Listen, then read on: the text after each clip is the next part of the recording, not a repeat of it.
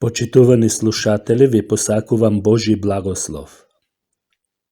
Поверував во Исус Христос и сега што?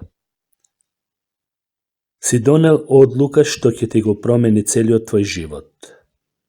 Сега може би се прашуваш каде, што со мене, како да го започнам својот животен пат со Бог. Еве 5 чекори што ги предложувам, кои ќе ти покажат некои насоки од Библијата. Како прво, провери дали имаш правилно разбирање за спасението. Во првото писмо Јованово, 5 глава, 13 стих се вели: Ова ви го напишав вам, кои верувате во името на Божиот Син, за да знаете дека имате вечен живот. Бог сака од нас да го разбереме спасението на правилен начин, правилно да веруваме во Бог. Тој сака ние да бидеме уверени дека сме спасени, сигурни во нашето спасение. Накусо ќе ги разгледаме основните елементи на самото спасение. Библијата вели, според зборовите на апостол Павле во Римјаните 3 глава 23 стих, вака: Сите сгрешивме. Сите ние сме правеле нешта што не му се допаѓаат на Бог. Потоа во 6 глава од истото послание се вели: Како последица на нашиот грев, ние заслужуваме да бидеме казнети со вечна разделба од Бог. Но Исус умре на крстот за да ја плати казната за нашите гревови, според напишаното во Римјаните 5 глава 8 стих. Потоа во Коринтјаните 5 глава 21 стих. На крстот Исус го зеде нашето место, така што ја претрпе казната што ние ја заслуживме. Но неговото воскресение докажа дека неговата смрт е доволна да плати за нашите гревови. Тоа е пораката на самото спасение. Ако си поверувал во Исус Христос како свој спасител, ти си спасен. Сите гревови ти се простени и Бог ти ветува дека никогаш нема да те остави, ниту да те заборави. Не заборавај, твоето спасение е сигурно само во Исус Христос. Ако се надеваш единствено на Исус како твој личен спасител, можеш да бидеш сигурен дека ќе бидеш цела вечност во рајот заедно со Него. Како второ, откако си спасен, започни да посетуваш добра библиска црква, каде што се проучува и проповеда само Библијата. Немој да си мислиш дека црквата е само зградата. Црквата ја сочинуваат луѓето кои се покајале и веруваат во Исус. Многу е важно луѓето што веруваат во Исус да контактираат меѓу себе. Тоа е една од основните цели на црквата. Сега, откако си поверувал во Исус, ние те советуваме, јас лично, да најдеш во околината твоја каде што живееш една библиска здрава црква. Започни да ја посетуваш и да разговараш со проповедникот или пасторот во црквата. Втората цел на црквата е да поучува од Библијата. Можеш да научиш како да ги употребуваш Божите повелби во твојот живот. Правилното разбирање на Библијата има особена врска за успешен и победоносен христијански живот. Например, апостол Павле во 2 Тимотеево писмо, 3 глава 16 стих, вели: Целото писмо е од Бог вдахновено и е корисно за поука, за изобличување, за поправање и за воспитување во правдата, за да биде Божиот човек совршено подготвен за секое добро дело. Третата цел на црквата е поклонување. Поклонувањето е да му благодариш на Бог за се што направил, те спасил, те љуби, ти простил гревовите, и Бог не води и ни дава поуки понатамошни. Дали е можно да не му благодареме за сето тоа? Бог е свет, праведен, тој не љуби, тој е милостив и исполнет со благодат кон нас, за да ни ја искаже. Библијата во Откровението 4 глава 11 стих вели: Достоен си Господе Боже наш, да ја примиш славата, честа и силата, зашто ти си создал се и заради твојата волја се е создадено и постои.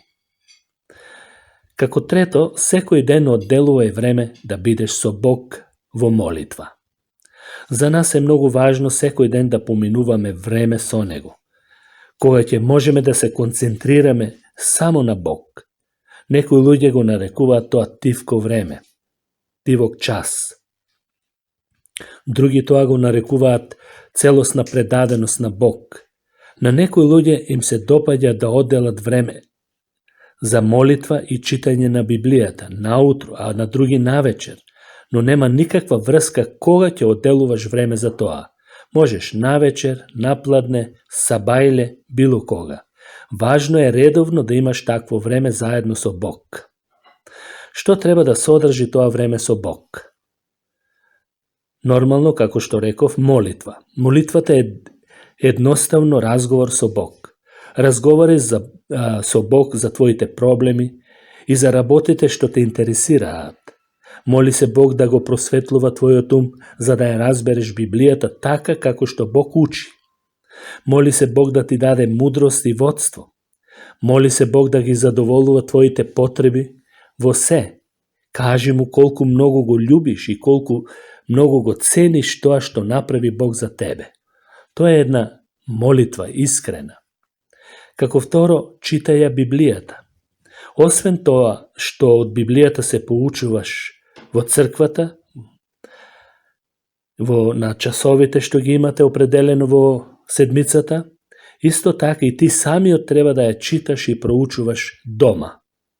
Библијата во себе содржи се тоа што ти е потребно за да живееш вистински, победоносен христијански живот. Во неја ќе најдеш Божји препораки за земање на правилни решенија, како да ја разбереш Божјата волја лично за тебе, како да служиш на другите, како да растеш духовно.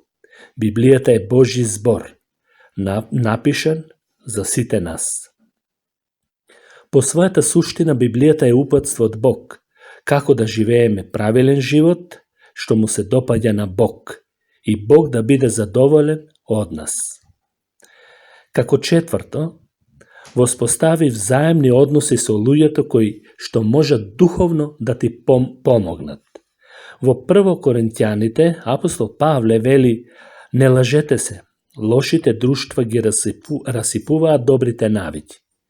Библијата е исполнета со предупредувања за лошите влијанија што лошите луѓе, така да се изразам, можат да имаат врз нас.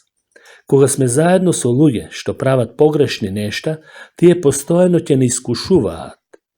Карактерот на луѓето околу нас ќе не заразува.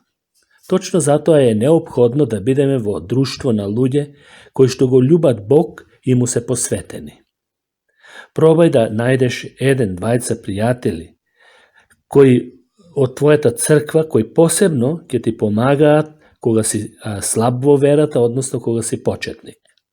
Замоли ги да те некој пат да те прашуваат колку си научил, колку го поминуваш времето со Бог, да можат тие да имат увид и да ти помогнат таму каде што си слаб. И на крајот, што треба да направиш? Доколку не си крстен, Библијата те повикува да се крстиш. Крштение во вода. Многу луѓе на неправилен начин го разбираат крштавањето. Зборот крштавам значи потопувам во вода. Крштавањето е еден библиски начин на јавно прогласување на верата во Исус Христос и твоето посветување на Него. Потопувањето во вода е символ на тоа да бидеш погребан со Христос. Излегувањето од водата го символизира Христовото воскресение. Да бидеш крстен значи да се поистоветиш со Христовата смрт, погреб и воскресение. Крштавањето не те спасува, тоа е факт. Крштавањето не те измива од твоите гревови. Само крвта на Исус Христос те очистува од секој грев. Но, крштавањето е еден чекор на послушност, јавна исповед на твојата вера во тоа дека само Исус може да спасува. Крштавањето е важно затоа што тоа представува еден чекор на послушност кон Бог. Јавно ја искажуваш твојата вера во Исус Христос i tvoјата намера дека ќе му служиш посветено преку целиот твој живот. Ако си готов да се крстиш, разговари со твојот пастор и Бог нека те благослови. Амин.